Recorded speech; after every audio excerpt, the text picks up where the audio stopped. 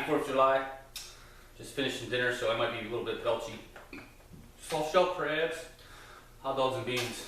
Not a good combo, but it was good. So I want to talk about logs today. Something I haven't covered in a while. Something that you always deal with in off-road. And what made me think of it was the other day when I talked about whoops, when I did my last whoops. Tip was about wheeling into the whoop and letting the front wheel kiss the top of it, you know, not driving the front wheel into the face of the first whoop, because it gives you that kick.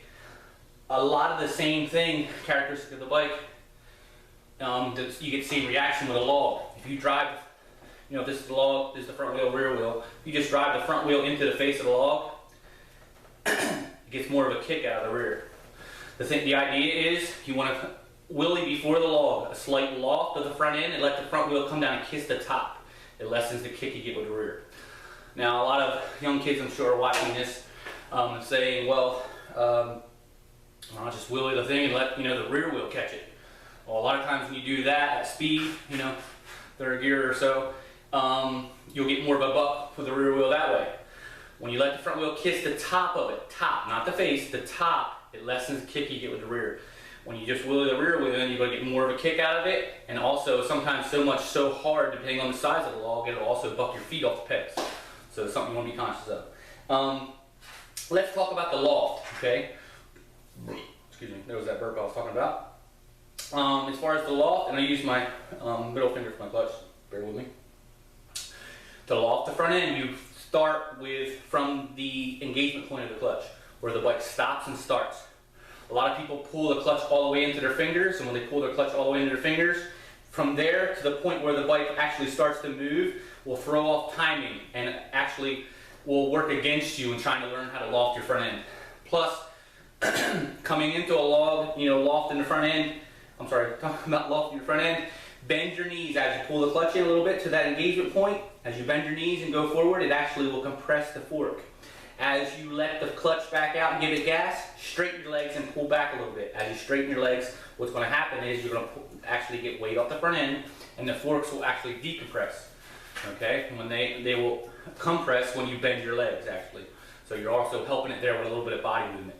That body movement is important. If you just try and do it with all clutch, without the body movement, the bike's probably just going to go shoot forward.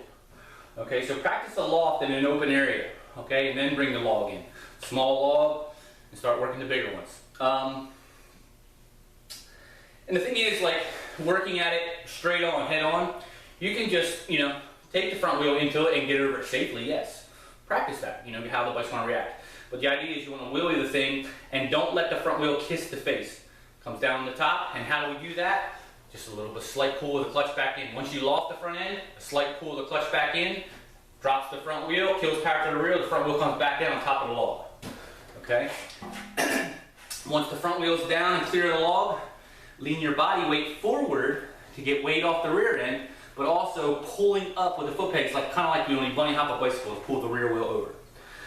Okay? Practicing it this way straight on, understand that where you look is very, very important.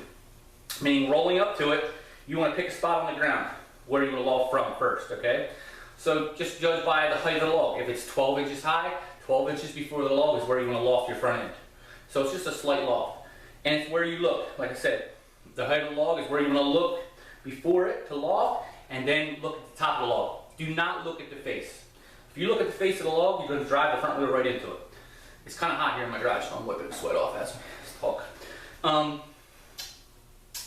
Okay, so we're working at it straight on, straight on. Now, the thing is, if it's, the scenario is the log's sideways on an angle and it's greasy, you definitely already will have this technique down as far as loft and front end. Because anytime anybody gets in that situation when it's on an angle, if you drive the front wheel into the face, everybody knows what's going to happen in off-road. The front wheel is just going to glide right down. Okay? Or, once you get the front wheel over, you got to be real crucial and lean your body weight forward and bunny hop the rear end of the bike over as well. So like pull into the clutch a little bit and pull the rear over. So practice it straight on so that log that's on an angle is no longer an issue. You know how to wheelie before it.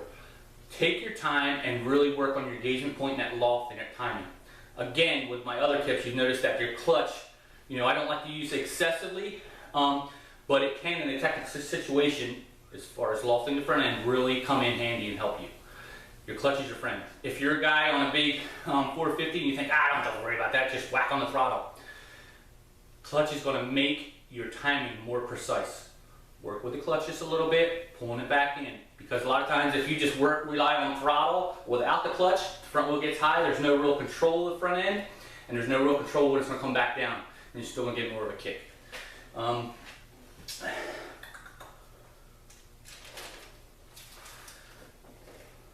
You always want to practice this sitting or standing. Again, I'm more of a standing guy, so I always think standing will help more because you incorporate more of your legs into it. But there's going to be that scenario when you're tired, you need to get up over a log and just loft in the front end so you can get comfortable with it sitting as well. Anything we talk about, you should practice sitting and standing. Okay?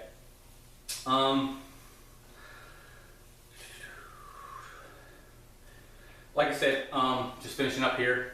I got all the way to the end before the ums came out. But like I said, the key to this is your eyesight. If you're rolling up to it and you're just looking at the face, your timing is going to be off and you're just going to slam into it. Which if it's straight on, yeah, you might still get over it. But you're using that technique that we're trying to, conquer, to wheelie before the log and let the front wheel kiss the top of it for when it's on an angle. Okay, that's what we're trying to get at. Think of it, it can come in handy with logs, with roots, anything like that. Okay, rocks, lofting that front wheel. So just take your time, practice this, find a log in an open area, even a railroad tie or something like that in an open field or something, where you don't have any trees around or anything like that. Have fun with it, and I hope this tip helped you. Got a couple more coming at you. If you have any ideas or things you'd like to hear me discuss, let me know. While we're talking about that, I had a guy the other day want me to say a video about why I prefer a 250 or a 350. The only reason I have a 250 is the price was right. This is a used bike, believe it or not. I had a couple hours on it when I got it. And it's funny because my nephew was approaching me the other day about a 350 or 250. He's a tall kid. Not sure what he weighs, but he's on a 350 now, and he's kicking around 250 or 350, not sure what. The thing with a 350 is they're fun to ride, man. So much fun, so much power. Plenty of power for off-road, tight enduro, ECA type stuff where it's more tighter woods.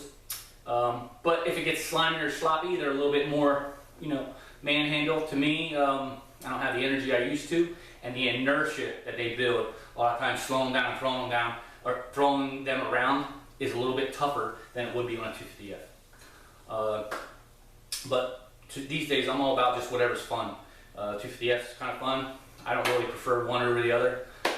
This just worked out that this was a cheaper buy at that point. So that's why I ride a 250 over a 350. But they're all good bikes, man. So they're all fun to ride. And understand that where I ride in South Jersey, PA, ECA series, is more tighter technical stuff. It's not about horsepower. It's not about horsepower at all. So I hope that sheds some light on some things. And but any questions you might have as far as a future tip or anything like that, let me know. I love to hear from you guys, and I'll definitely always respond to anybody. Like, subscribe, dislike, comment, whatever you like. Share it. So this is Rich Lafferty. I'm signing off. And happy 4th of July. And what else was I going to say? I already said that. Don't eat too much of dinner like I did. All right? See you guys.